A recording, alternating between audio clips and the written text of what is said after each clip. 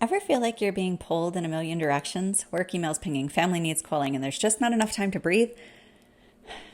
Me too. Keep rocking with me because there's a way to take control. So today we're diving into boundaries beyond the basics. Yes, beyond the obvious. We're talking about those hidden traps that drain your energy and leave you feeling overwhelmed. So get ready to reclaim your time and sanity. Buckle up because this is about to be a boundary setting game changer. So if you're juggling as much as I think you are, taking a deeper look at boundaries just might be the thing that keeps you from tipping over into overwhelm or burnout. Just a quick heads up before we dive in, many of these boundaries aren't for other people. They're for you. It's just as important, if not more, to set boundaries for yourself as it is to set them with others in mind. So without further hesitation, here are some sneaky boundary traps you might not even realize that you are in. Number one is the emotional drain.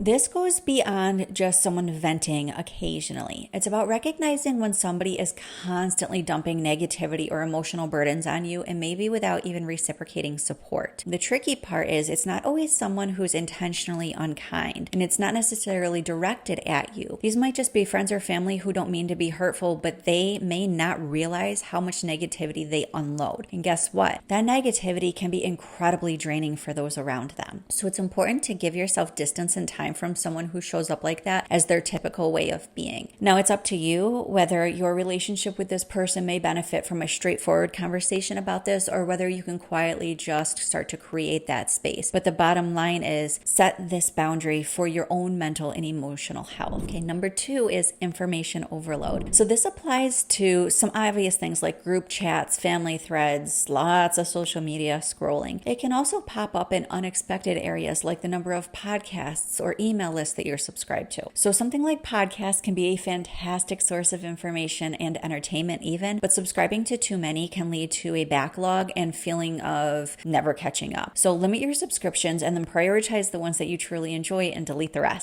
Now, on that note, what about learning habits? So listen, before I dig into this one, I will tell you that I am a lifelong learner. I love to learn new things, but even too much of a good thing can be a bad thing. So while continuous learning is valuable, feeling pressured to constantly learn new things can be overwhelming. So set boundaries and dedicate specific times for learning new skills or knowledge, but also allow yourself time to relax and recharge without the constant pressure to be acquiring new information all of the time. Number three is the should monster. So we all face pressure to conform to these unrealistic expectations, both internal and external. It can feel less important to set the boundaries though when those shoulds are coming from your own thoughts. So do not fall into the trap of thinking that self-imposed pressures are less harmful. If you find you are shooting all over yourself, spend some time laying a boundary for yourself and coming up with a plan on what you'll do when you find yourself with a case of the shoulds. And if you need some support here, drop a comment below and we can talk about it. Number four is physical space boundaries. Even when sharing a home, create designated workspace or me time zones to minimize distractions and maintain a sense of personal space. The tricky thing about sharing a home with your family is when your kids have their own rooms and maybe your hubs has its own space and all of your spaces seem to be shared spaces. For example, I share an office with my husband even though he doesn't work from home and his stuff inexplicably spills into my space. Or one of my favorites is when I find my kids at my desk when they've been told that is a mom only zone. There are a lot of spaces in the house that I'll agree to share, but my desk is a space that is actually a hard line for me. What are yours?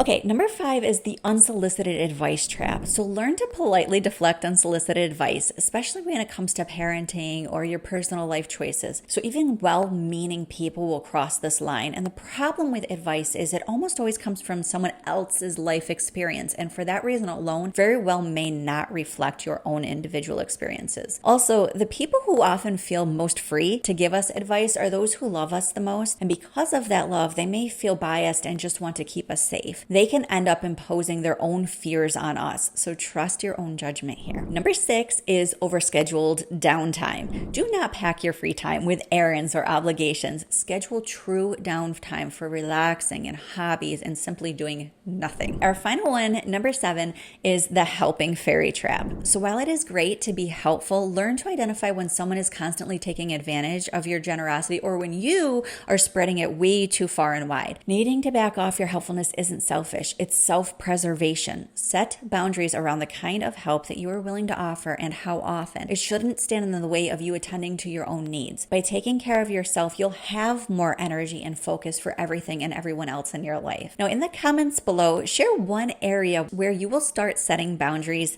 this week. Remember, strong boundaries are the key to a balanced and fulfilling life, no matter how many hats you wear.